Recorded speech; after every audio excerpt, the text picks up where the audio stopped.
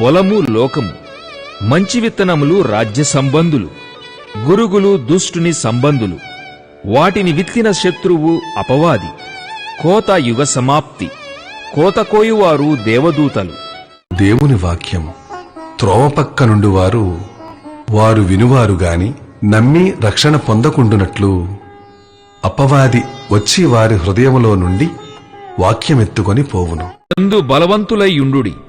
మీరు అపవాది తంత్రములను ఎదిరించుటకు శక్తిమంతులగునట్లు దేవుడిచ్చు సర్వాంగ కవచమును ధరించుకొనుడి.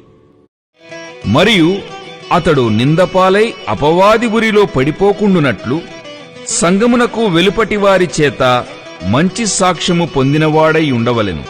నిబ్బరమైన బుద్ధిగలవారై మెలకువగా ఉండుడి.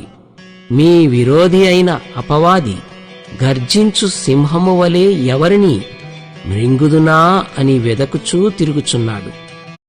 అపవాది మొదట నుండి పాపము చేయుచున్నాడు గనుక పాపము చేయువాడు అపవాది సంబంధి. అపవాది యొక్క క్రియలను లయపరుచుటకే దేవుని కుమారుడు ప్రత్యక్షమాయెను.